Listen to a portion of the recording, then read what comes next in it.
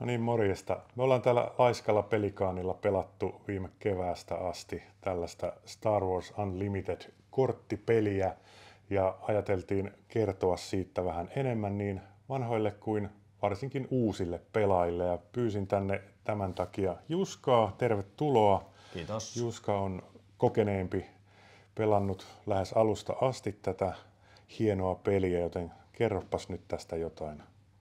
Joo, Star Wars Unlimited on tosiaan tällainen kaukaiseen galaksiin sijoittuva keräilykorttipeli.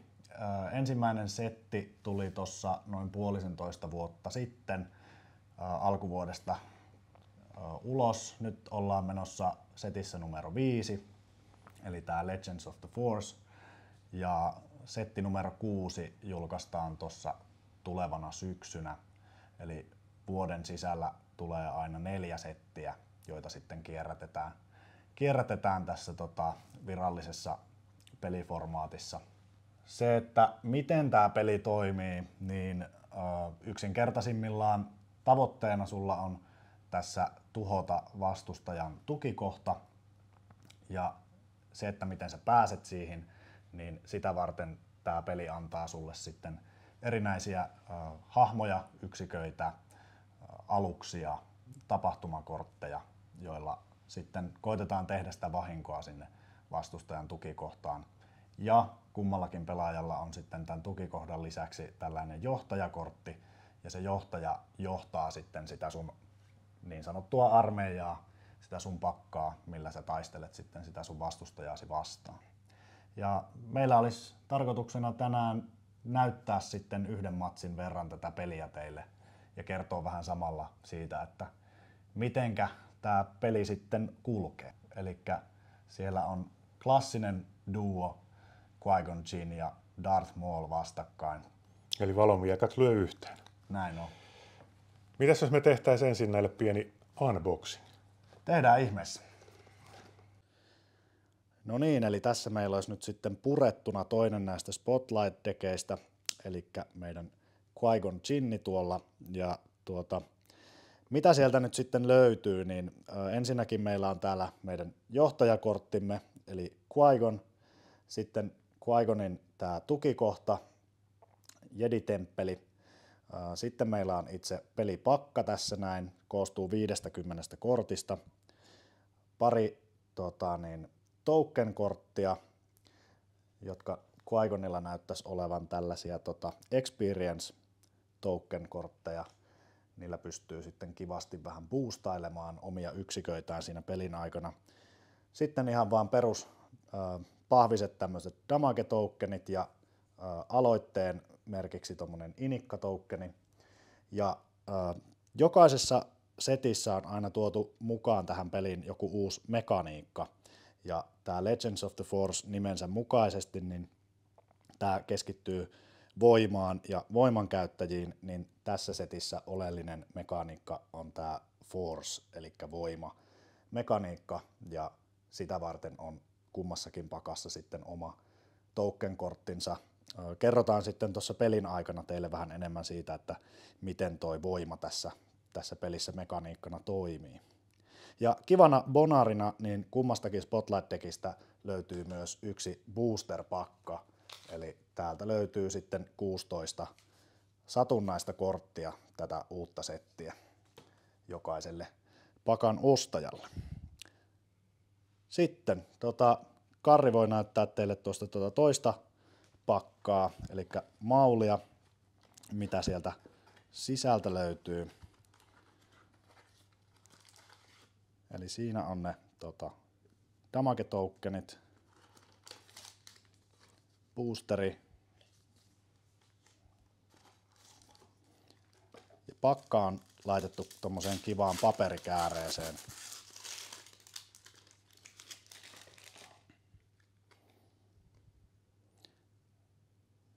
Siellä on itse. Kyllä vaan.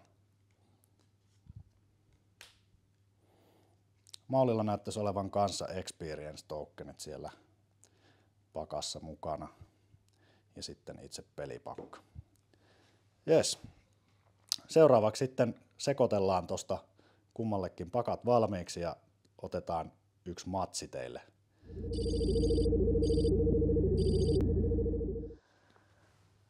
Jes, elikkä meillä on nyt kummallakin täällä näin pakat sekoitettuna. Pakassa tosiaan pitää olla vähintään 50 korttia. Niitä saa siis olla enemmänkin, mutta näissä valmiiksi rakennetuissa pakoissa kummallakin meillä on tasan 50. Ja peli alkaa sillä, että kumpikin meistä ottaa käteen 6 korttia.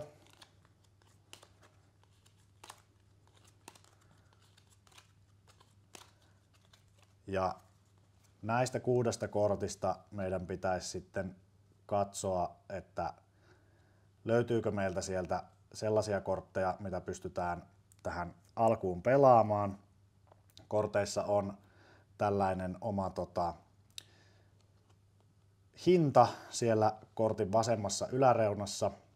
Se hinta merkkaa sen, että kuinka monta resurssia se maksaa, että sen kortin voi pelata tähän pöytään mukaan.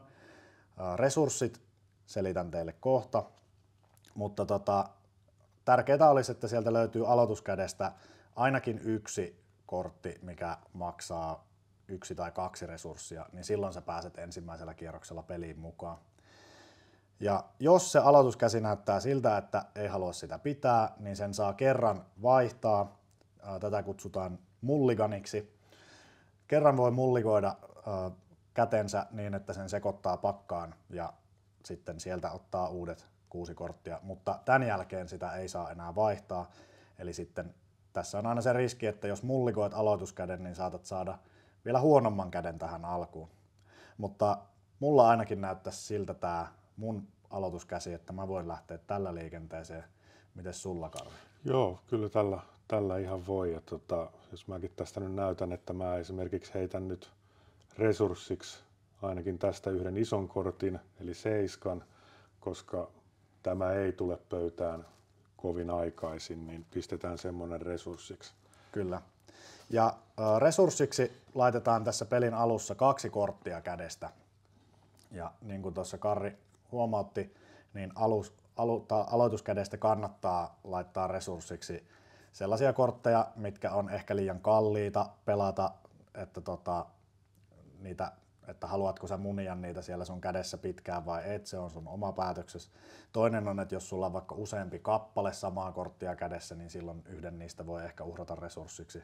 Mutta tämä on olennainen osa tätä peliä verrattuna vaikka muihin vastaaviin peleihin, kuten vaikka Magic the Gatheringiin, niin Star Wars Unlimitedissä ei ole erikseen mitään resurssikortteja tai manakortteja, vaan jokainen kortti toimii samaan aikaan pelattavana korttina että resurssina.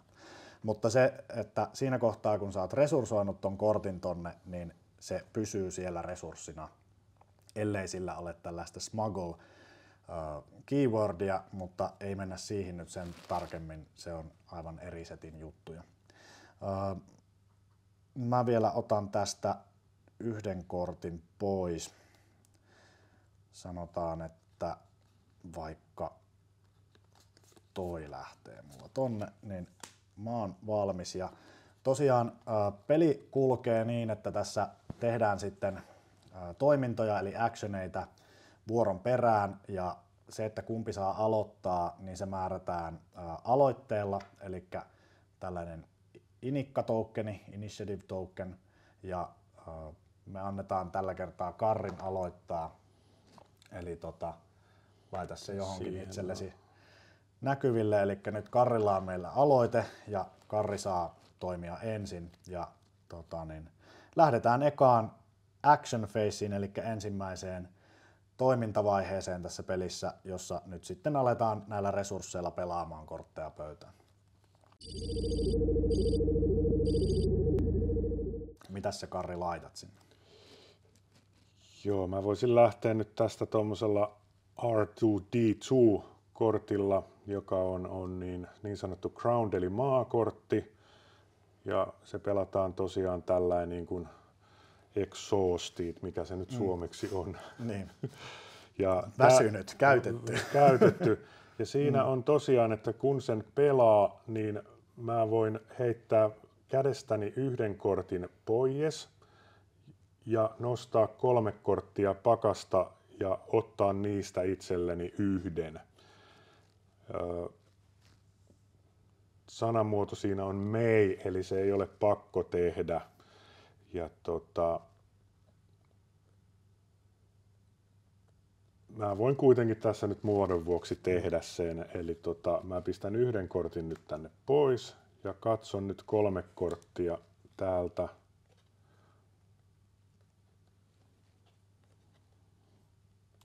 Ja valitsen niistä nyt sitten yhden.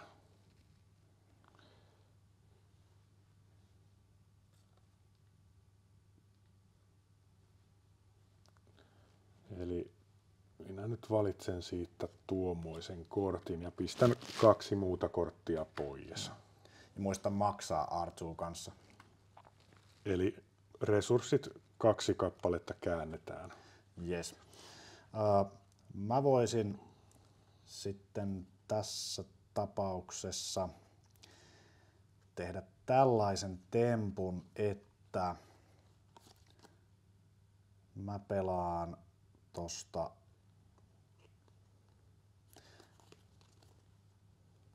kahdella resurssilla nyt sitten avaruuteen tämmöisen Strike Ship-nimisen kortin.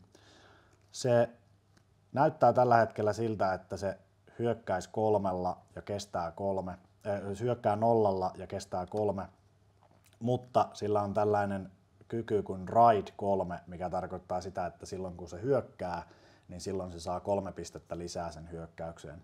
Eli puolustaessaan se ei tee yhtään vahinkoa, mutta hyökätessä tekee 3. Ja sitten sillä on myös tällainen Overwhelm-niminen kyky tuolla noin, mikä meinaa sitä, että kaikki ylimenevä vahinko niin menee sitten tonne vastustajan tukikohtaan, jos täällä olisi puolustajia sitä puolustamassa. Mutta kortit tosiaan tulee tälleen väsyneinä tai käytettyinä, miten se nyt sitten haluaa suomentaa sen exhaust-termin. Ja se tarkoittaa sitä, että sitä korttia ei voi käyttää suoraan, kun se on laitettu tähän pöytään.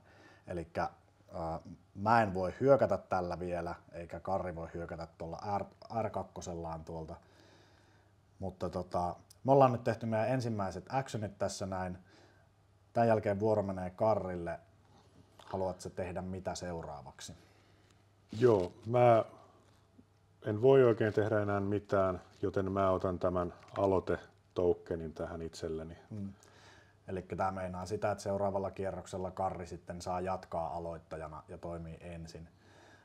Mä en pysty tekemään tällä hetkellä mitään muuta, joten mä passaan ja se tarkoittaa sitä, että tämä kierros päättyy tähän ja siirrytään regroup faceen, eli tavallaan tämän kierroksen viimeiseen faceen, mutta samaan aikaan myös ehkä vähän niin kuin seuraavan kierroksen ensimmäisen. Eli tässä kohtaa meillä nämä kortit nousee pystyyn, resurssit nousee pystyyn ja me otetaan 2 korttia, joista sitten taas voidaan resursoida 1 kortti lisää tonne.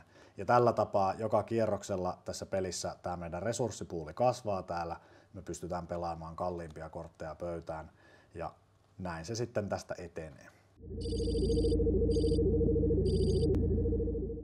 Mutta katsotaan tästä nyt eka, että mitä halutaan laittaa resurssiksi ja sitten Karri pääsee aloittelemaan tätä kierrosta. Joo, eli mä käytän kaikki 3 resurssia tästä heti ja pelaan tänne maapuolelle nuoren Obi-Wan Kenobin. Eli se maksoi 3 resurssia. Ja nytten siinä on tommonen toiminto, eli kun tämä on siis Force Unit, voimayksikkö, ja kun olen pelannut nytten Force Unitin tonne, niin se saa Sentinelin.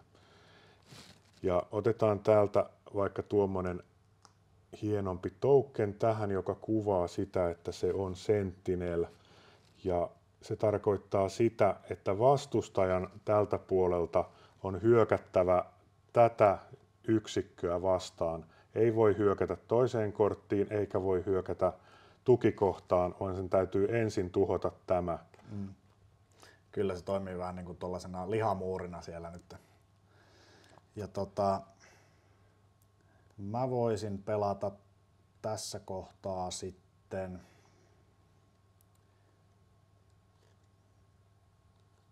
kahdella resurssilla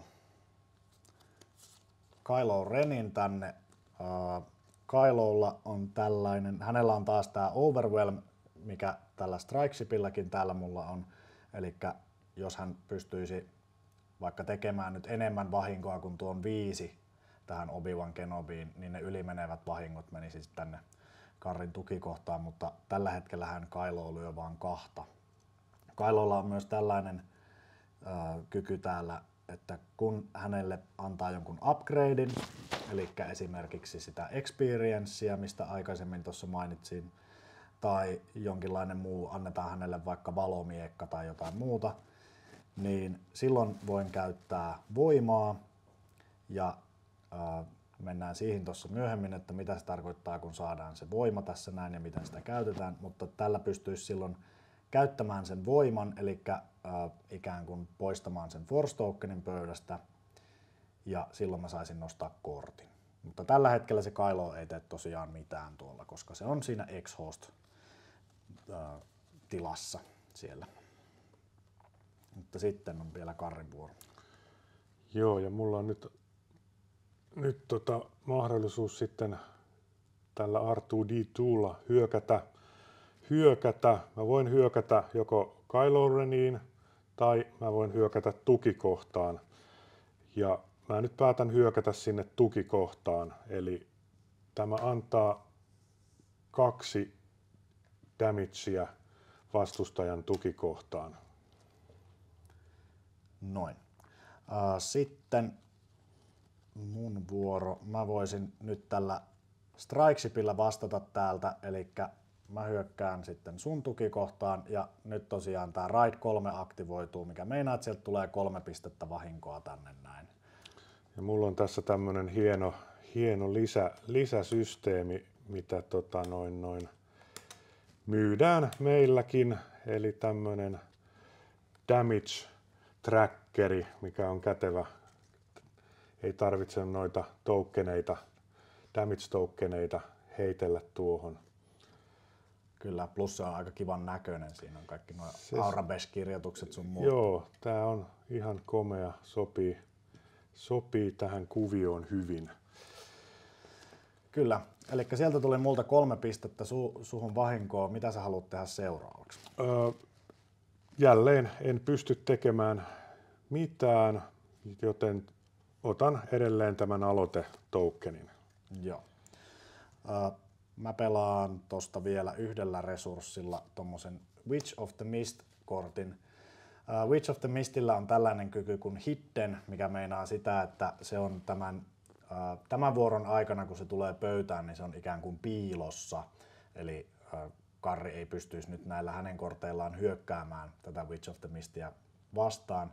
Toki nyt tässä tilanteessa Karrilla on myöskin kaikki kortit tuolla käytettynä, joten hän ei muutenkaan pystyisi tässä tilanteessa hyökkäämään. Mutta jos sillä olisi esimerkiksi toi R2 tuolla noin pystyssä, niin Karri pystyisi hyökkäämään tähän, ellei tällä olisi tota hidden keywordia tuolla. Mutta mä en tee ton kummempaa, mulla ei ole enempää tässä resursseja, joten mä passaan. Voidaan mennä seuraavaan rundiin.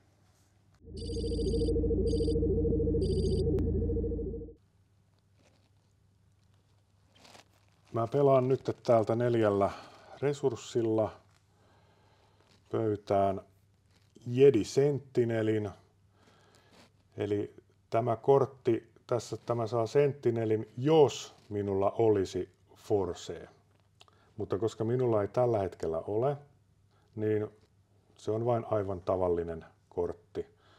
Mutta heti kun saan voiman, joka saa tässä niin kuin eri toiminnoilla, niin silloin siitä tulee myös Sentineli, eli Juska ei pystyisi hyökkäämään täällä muuta kohtaan kuin siihen korttiin. Siihen tai sitten tähän Obi-Waniin. Eli Tai niin. sentinelejen välillä saa toki valita, mutta että niiden läpi pitää mennä ennen kuin pääsee muihin kortteihin tai tukikohtaan käsiksi. No. Eikö muuten nyt, tällähän ei ole, kun se oli for this space. Niin se oli vaan sille faceille. Niin, eli kyllä. Joo. Kommentoiko tätä erikseen? Olet aivan oikeassa, kyllä. Niin. Elikkä silloin Eli tästähän nyt lähtee itse asiassa Sentineli pois, koska se oli vaan tuolle edelliselle faceille. Eli aina kun regroupataan, niin jos on, silloin loppuu face. Ja tämä lähti nyt pois. Kyllä, olet aivan oikeassa. No, seuraavaksi mä voisin näyttää sen, että kuinka se voima tässä nyt sitten saadaan näille, tai saadaan itselle käyttöön.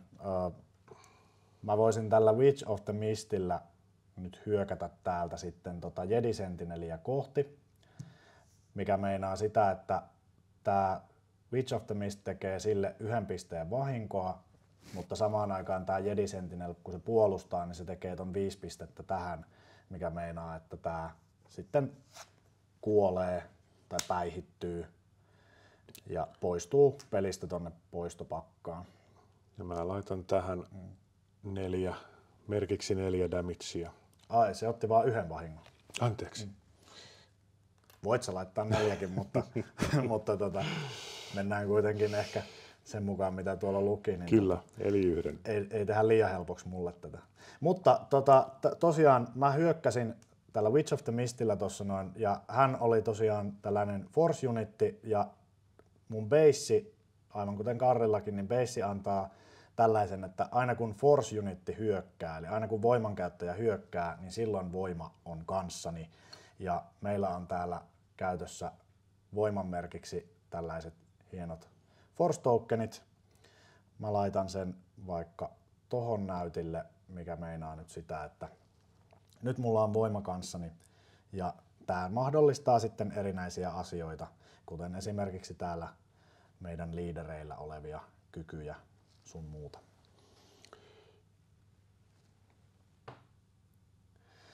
Siinä oli tosiaan mun vuoron sitten, mitä sä tahdot. Joo, mä teen nyt sillä lailla, että minä hyökkään tällä Obi-Wan Kenobilla, joka on myöskin Force-yksikkö, ja hyökkään tuonne vastustajan tukikohtaan, eli se antaa sinne nyt 3 damagea, ja minä saan siitä myöskin Forcen, jonka nyt pistän tuohon tukikohdan päälle vaikka. Jep. Jes. Mä teen nyt sitten semmosen tempun, että mä Ja anteeksi vielä, tietysti tämä kortti saa sen Sentinelin. Niin, koska voima on nyt sun Koska kanssa. voima on nyt kanssani, niin tämä kortti on nyt Sentinel. Kyllä. Ja nyt mä teen tällaisen tempun, että mä pelaan 4 resurssilla täältä Darth Tyrannus-kortin, ja tää kortti tulee kilven kanssa pöytään. Ja täällä lukee, että kun voima on mun kanssani, niin tää kortti saa ambushin. Ja se ambush meinaa sitä, että se vähän niin kuin yllätys hyökkää sitten vastustajan, eli se nouseekin pystyyn ja sillä saa hyökätä heti. Ja tämähän nyt sitten hyökkää tähän Jedi Sentineliin täältä näin 4 pisteellä, jolloin mä saan tämän Jedi Sentinelin pois pelistä. Jedi Sentinelhän tekisi muuten 5 pistettä vahinkoa, mutta koska tällä Darth Tyrannuksella on tämä kilpi, niin se 5 pistettä menee tähän kilpeen ja kilpi poistuu siitä. Elikkä hän tuli nyt pöytään sitten vahingoittumattomana. Sitten on mun vuoro. Mä teen nyt sillain, että mä pelaan tuolta Kylo Renin pois tällä, eli anteeksi, en pelaa pois, se saa antaa 2 damagea siihen ja tänne tulee 2 takaisin. Kyllä vaan. Ja sitten mä voisin ehkäpä käyttää tässä kohtaa nyt tämän Darth Maulin leader abilityn täältä, eli näillä meidän johtajillamme, niin niillä on tällaisia erinäisiä kykyjä, joita voi hyödyntää tässä pelin aikana. Darth Maulilla on tällainen, että kun mä exhaustaan sen, niin mä voin käyttää mun Forcen, ja se meinaa sitä, että mä saan nyt tehdä 1 pisteen vahinkoa johonkin yksikköön ja sitten toisen pisteen vielä johonkin toiseen. Eli nyt mä annan sitten kummallekin karrin unitille täällä näin 1 pisteen vahinkoa.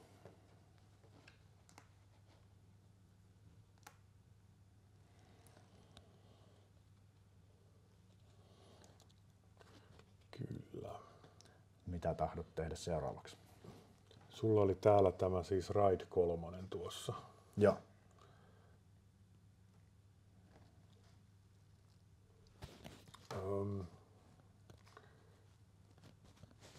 Mä taidan tehdä sillä, että minä pidän tämän aloitteen jälleen. Joo. Mä voisin sitten siinä kohtaa tehdä semmoisen tempun, että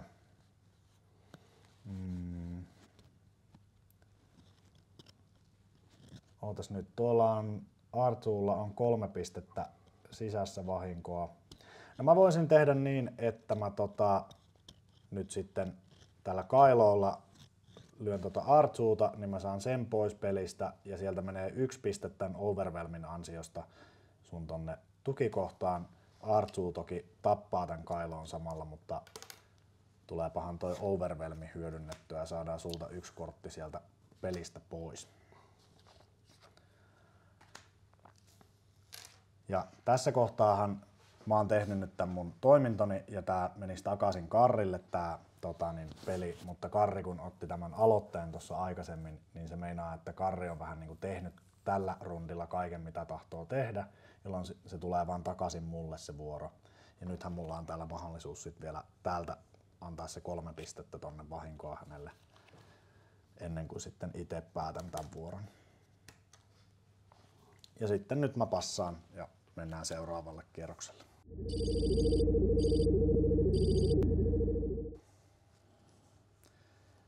Ja kuten huomaatte, niin myös tää liideri redittää itsensä sitten tässä regroup phaseissa. Toi tuli muuten mulle tossa, kun mä sillä Kailolla hyökkäsin äsken, niin toi takas. Mä pelaan täältä nyt jälleen 4 resurssilla tähän Jedi Sentinelin. Ja se saat siihen tosiaan, koska mulla on Force, niin se on Sentinel. Jes. Mä voisin pelata sitten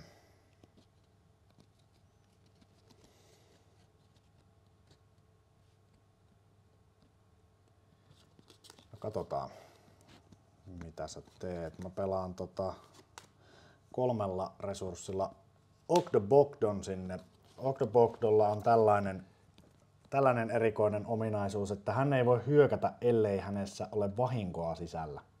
Ja siinä kohtaa, kun tää päihittää jonkun vastustajan unitin, niin tää parantaa itseään 2. On muuten harvinaisen ruma kaveri. On. Joo, eli minun vuoroja, niin mä teen nyt sillä, että mä hyökkään Obi-Wan Kenobilla tuonne vastustajan tukikohtaan. Eli se lähtee sinne 3 damagea. Normaalisti saisin siitä myös sen Force tokenin, mutta koska mulla on jo semmonen, niin en voi hyödyntää tätä. Joo, ja se Force ei tosiaan silleen stäkkäänny, että ei voi olla vaikka 4 Forcea sillä, että se on aina, sulla joko on se tai ei ole. Mä voisin sitten, mietin sitä, että miltä sulla siellä näyttää, niin kuin,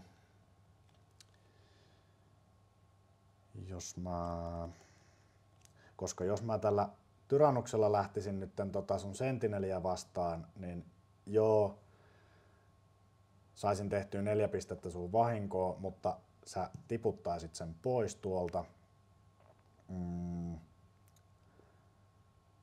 Mä taidan tehdä sellaisen homman, että mä vaan posautan tuolta sen 3 sun beissiin tuolla strike shipillä. Mistä sä menet? Tosta, noin katso. Ja sit sit on sun. Joo.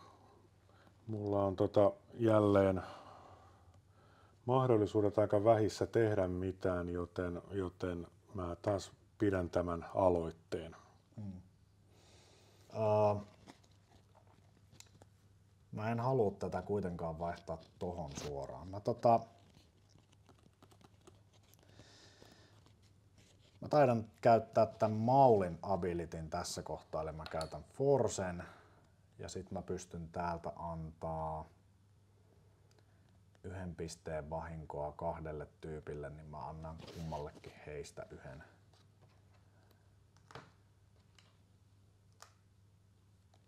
Mä olin ottanut tän jo. No sitten. Sitten mä voisin tällä tyrannuksella sen sentinelin saada tuolta pois. Eli joo. Tää tekee siihen 4 ja tää lähtee pois. Ja mä sain sen Forcen tosta. Kyllä. Ja sulla oli siellä se. No mä pelaan nyt sitten vielä 1 resurssilla ton Witch of the Mistin tonne noin. Muuta mä en tässä pysty nyt tekemään. Eli sitten passaan. Jälleen suoristellaan. Saanko mä kysyä, niin otetaan taas breikki. Mikä siis ton kortin itse asiassa, siis se ei voi hyötyä, voiko se tehdä niinku yhtään mitään? Siis, pystyy, jos sille saa vahinkoa sisään, niin sit se voi hyökätä. Mutta siis, eli jos mä en käytännössä tee siihen vahinkoa. Tai jos mä en tee siihen vahinkoa. Niin, että sä voit tehdä omaankin. Niin. Onko se jotain kortteja semmosia, joilla mä pystyn tällä esimerkiksi täältä näin antamaan sille 1 pisteen. All right. Okei. Joo. Ei ole tullut vastaan toiseksi, siksi kysyin, että logiikka. All right, jatketaan. Eli mä pelaan 4 resurssilla tämmöisen event-kortin, The Will of the Force. Eli mä voin nyt 1 kortin vastustajalta pistää takaisin sen käteen ja pistetään se ruma tyyppi siitä Juskan takaisin sun käteesi. Ja Tää vähän muuttikin mun strategiaan. Ja mä voisin tällä kortilla käyttää myös Forcea, jolloin vastustaja poistaa 1 randomikortin kädestään. Ja itse asiassa voisin tehdä sen. Joo.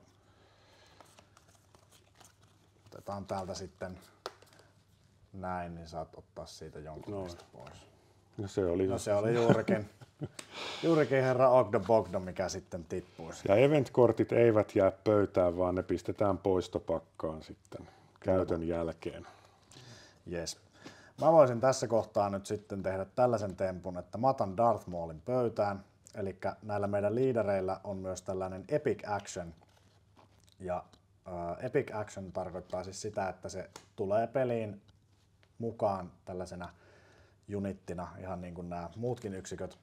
Ja se ei maksa resursseja. Siinä on enemmänkin vaan edellytys, että kun sulla on tietty määrä resursseja pöydässä, niin sä voit tehdä sen. Ja Darth Maul tarvii 6 resurssia, jotta mä saan sen tänne näin. Joten mä otan hänet tässä kohtaa peliin mukaan. Ja mä tosiaan siirsin sen Force-tokenin äsken pois, koska mä käytin sillä kortilla sen Forcen. Ja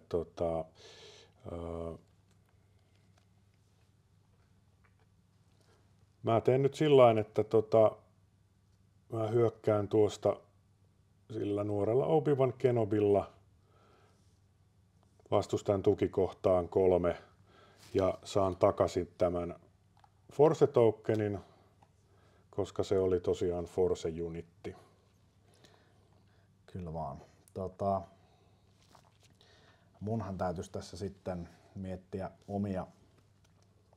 omia systeemejä, niin siellä on Obi-Wanilla 3 pistettä jäljellä helaa. Mä voisin tehdä sellaisen tempun, että mä maksan tosta 2. Mä pelaan tämmösen eventin kuin Drain Essence. Se antaa 2 pistettä vahinkoa johonkin unittiin, niin mä annan ne tolle Obi-Wanille. Ja tää antaisi mulle myös Forcen, mutta mulla tosiaan on se jo. Niin Paljon siinä oli? 2? 2 pistettä Obi-Wanille, eli silloin nyt sitten 4. 4 pistettä vahinkoa sisässä. Sitten sun vuoro. Ja mulla on tosiaan kanssa nyt näitä resurssikortteja 6 ja Qui-Goni myös on tämä Epic Actioni, että 6. resurssilla mä saan sen tänne pöytään ja se tulee myöskin näin. Mitäs Qui-Goni tekee?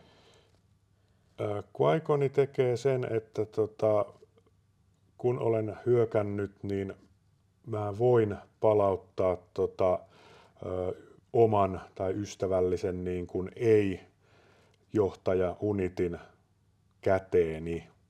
Ja sen jälkeen voin pelata ilmaiseksi jonkun mustan aspektin, mitä mulla ei ole tietysti. Eikö se ole non-black unit? Niin siis anteeksi, ei-mustan, jota mulla ei ole, niin ilmaiseksi.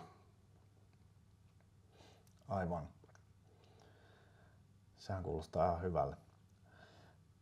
No sitten mä hyökkään tällä Darth Maulilla sun baseen 5 ja Darth Maulilla on tällainen, kun hän hyökkää, niin hän saa tehdä sen saman mitä teki täällä aikaisemmin, mutta hyökätessään niin se tekee sen 1 pisteen vahinkoa johonkin unittiin ja toisen pisteen johonkin toiseen, niin mä teen tuohon Obi-Waniin 1, jolloin se tippuu pois pelistä ja sitten tuohon Qui-Goniin sen toisen. Goodbye Obi-Wan. The negotiations were short. Joo. Mulla on 2 resurssia ja mä pelaan sen ja sattuu nyt olemaan sitten noin Qui-Gonille lightsaberi. Ai perhana. Eli 2 resurssilla pelaan tänne tämmöisen upgradein, eli Qui-Goni saa nyt oman valomiekkansa ja nyt sillä onkin hyökkäys 7 ja tämä puolustus on 8. Mitäs se miekka tekee muuta? Siellä taitaa olla. Siellä oli että jos tämä miekka laitetaan siis Qui-Gonille, niin mä voin exhaustata any number of units, eli siis niin monta unittia, kun on niin kuin yhteen laskettu määrä on 6. Eli nämä täällä. Kyllä. Eli tuolla pystyisi periaatteessa, sä olisit voinut exhaustata vaikka tämän Darth Maulin. Kyllä, mä olisin sen pystynyt, jos se olisi ollut aikaisemmin tullut tähän ja etkä olisi pelannut sitä äsken. Eli käytännössähän mä nyt sitten exhaustaan nämä 2. Kyllä. Toi olikin aika hyvä. No mä pelaan tonne toisen tommosen strike shipin 2 resurssilla. Joo, ja mä teen nyt sitten sillain, että mä hyökkään tällä nyt sitten vastustajan tukikohtaa ja se antaa nyt peräti 7 sitten. Kyllä. Eli paljon mulla on siellä jo sisässä? Se on nyt 11 eli 18. Niin 18. No noin. Ei kun ootas. Vaihdetaan tosta. 18. Eli mulla on enää 10 pistettä jäljellä tuolla omassa tukikohdassani. Mä en pysty tekemään nyt mitään muuta, mulla ei ole kortteja kädessä eikä näillä voi tehdä mitään, niin mä otan ton aloitteen itselleni. Ensi kertaa. Kyllä. No mä sitten tosiaan passaan, koska en pysty mitään tekemään. Joo. Resursoit sä mitään?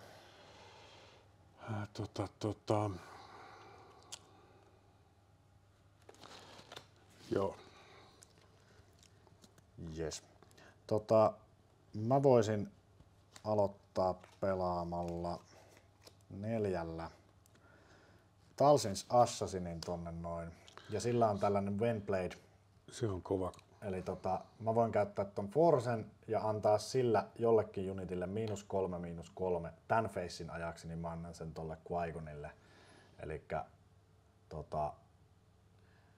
jollain koitetaan muistaa, että se nyt on sitten, no siellä olikin noita hienoja tokeneita karrilla, niin laitetaan tuohon tän facein ajan, niin Qui-Gon tosiaan nyt sitten lyö 4 ja se kestää, sillä oli 7, siis se kestää nyt 5, 4 enää. 4, koska sillä on 1 siellä. Yes. Kyllä. Se oli aika paha. Mun täytyy nyt käyttää varmaan hyvin nopeasti tää, että sitä ei tuo Darth Mauli pääse tuhoamaan siitä, joten mä lyön tällä nyt sitten sen 4 sinne vastustajan tukikohtaan. Joo. Mä nyt sitten otan Darth Maulilla Qui-Gonin pois sieltä, eli se tekee nyt 4 Maulille, eikö teekin? Kyllä. Eli, tai siis 5, eli siinä tulee silloin kyllä 6. Se kuolee. Joo. Niin sanotusti. Tai liiderithän eivät kuole.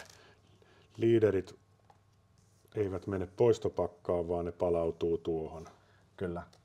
Eli ja se tulee exhaustedina silloin, kun se on. Eli tavallaan tällä rundilla niin Karri ei voi nyt hyödyntää tätä sen leader abilitya, mutta sitten seuraavilla kierroksilla taas voi.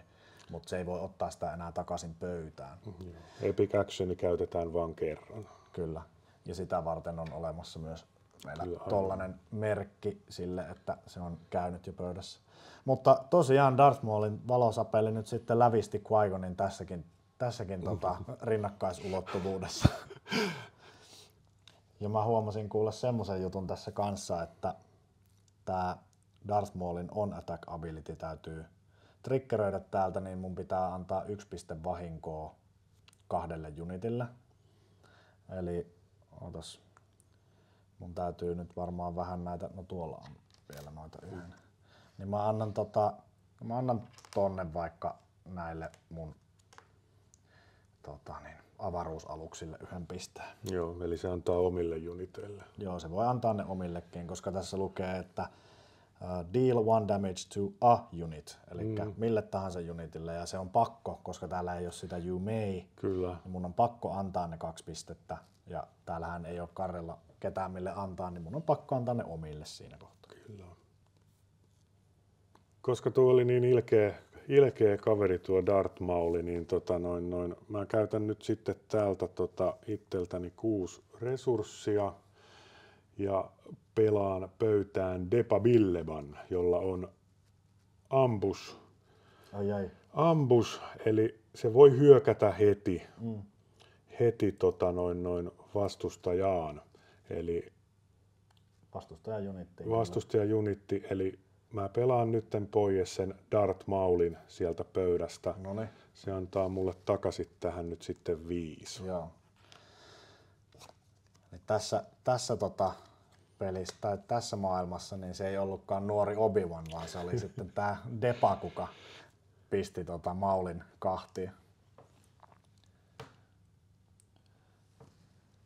Joo, eli nyt on kummaltakin liiderit pois pelistä, mutta pelihän ei ole toki vielä ohi, että tässä on mä rupesin laskeskelemaan, että mulla on tuolla, onks mulla nyt 22 pistettä omassa basissäni jo sisällä, niin vaihdetaan nämä näin, niin näitä on helpompi seurata. Eli sehän meinaa, että sä oot jo hyvin lähellä mun voittamistani.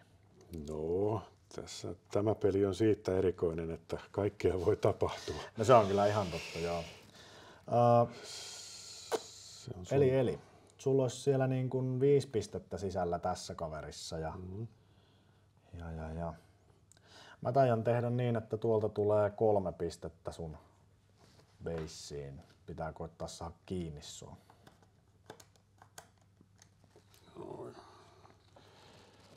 Mulla on nyt ainoastaan yksi resurssi jäljellä, eli mä en nyt pysty mitään tekemään, joten mä otan nyt sitten tämän aloitteen tänne itselleni seuraavaa kierrosta varten. Joo. Mietitääs.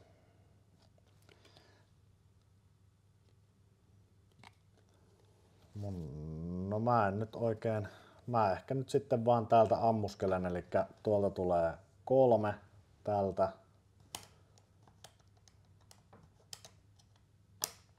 Ja sitten mä voisin ton nyt uhrata siihen, että mä ammun sillä yhdellä, niin mä saan tän forcen itselleni tänne. Ja toihan nyt sitten tietenkin tiputtaa tän pois, mutta näin. Sitten mulla on vielä täällä 2 resurssia käyttämättä, niin mä pelaan Kylo Renin tonne ottaa seuraavaan vuoroon. Ja katsotaan, pysynkö seuraavan rundin läpi elossa vai en. Joo, mä passaan.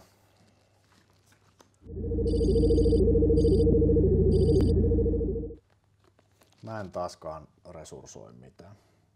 En muista sanoinko tuossa aikaisemmin, mutta tosiaan resursointi ei ole pakollista.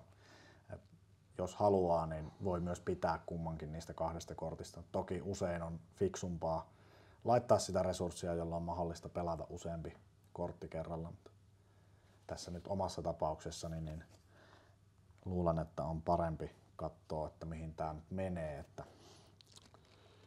Joo, mä nyt teen sillä, että mä hyökkään täältä nyt sinne vastustajan tukikohtaan tällä, eli se saa 5.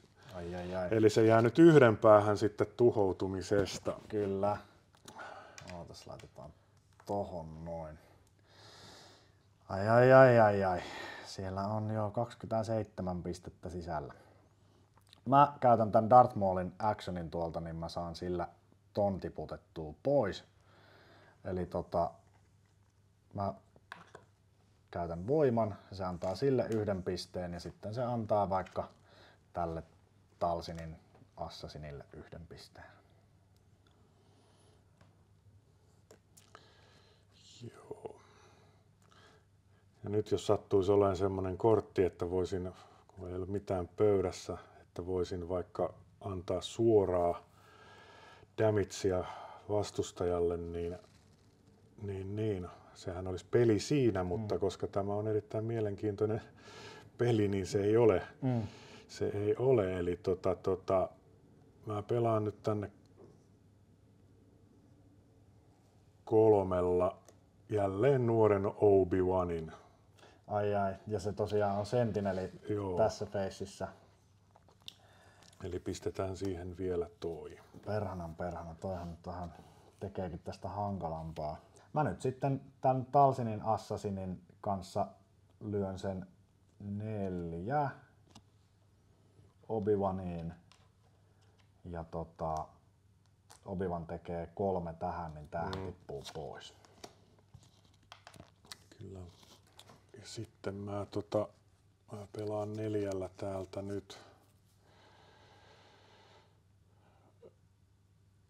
Suosikkihahmoni Ahsoka Tanon. Ja kun mä pelaan sen, niin vastustajan täytyy heittää joku kortti pois kädestä. Ai vitsi. Ja jos se kortti on unitti, niin silloin mä voin exhaustata jonkun unitin. Ai vitsi. No, mä discardaan ton Trolls of the Covenant ja sehän on unitti. Niin. Eli nyt mä saan exhaustata jos jonkun. Tuo antaa tänne 2 ja noi löi 3 kumpikin, eikö? Kyllä. Eli mä otan nyt täältä toisen näistä pois. Joo, eli se menee exhaustiin. Okei, eli sä nyt sitten teet tolleen, niin mä voisin Kylo Renillä mennä sitten Obi-Wanin läpi. Eli tää tekee sen 2, niin eikö se silloin se 1 piste Obi-Wan ja 1 tonne, joo. ja Obi-Wan tappaa Eli tän. sillä oli se overwhelm. Kyllä. Eli 22. Ja nyt mä pidän sitten aloitteen itselläni, koska mulla on kaikki resurssit käytetty. Kyllä. Ja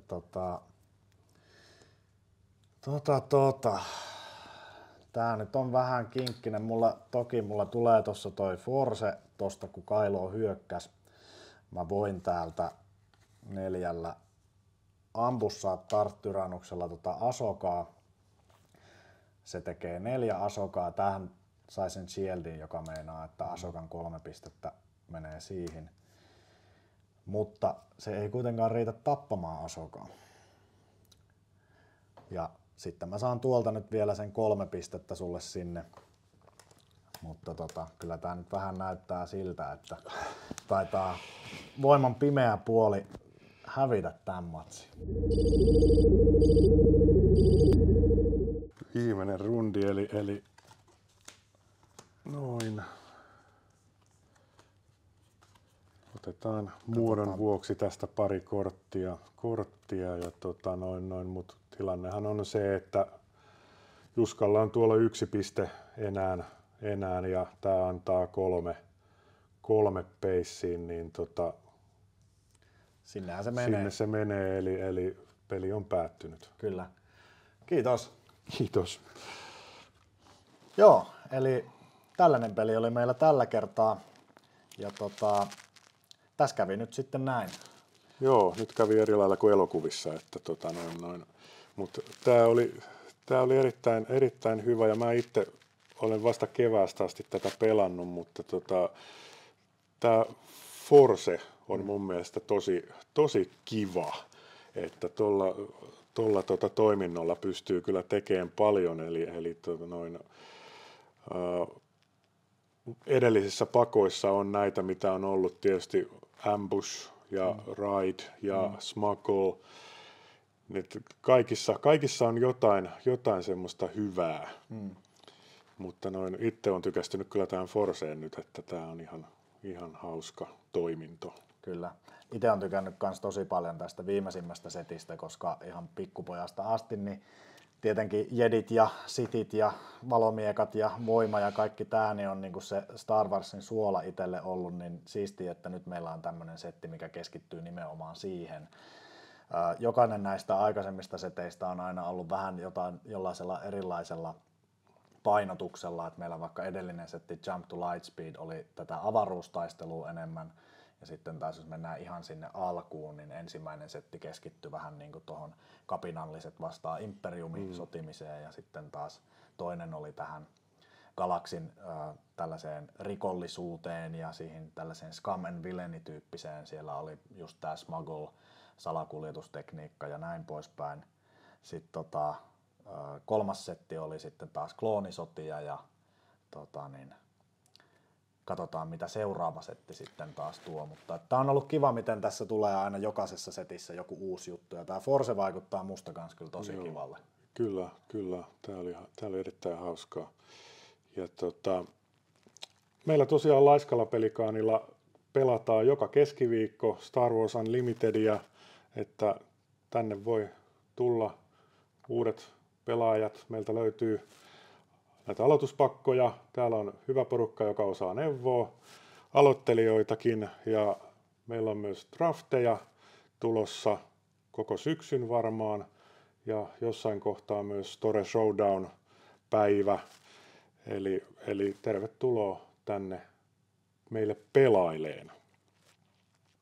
Joo, ja tälleen niin kuin pelin pelaajana niin haluan kiittää tosi paljon Karria ja Laiskaa Pelikaania siitä, miten kivasti kauppa on ottanut pelin nyt tässä vastaan, ja miten hyvällä tahdilla tänne on tullut myös tätä kaikkea peliin liittyvää oheiskampetta. Eli jos tarvit minkäännäköistä swagia sun Star Wars-korttipakoilles, niin kannattaa tulla tsekkailemaan, mitä täältä kaupalta löytyy.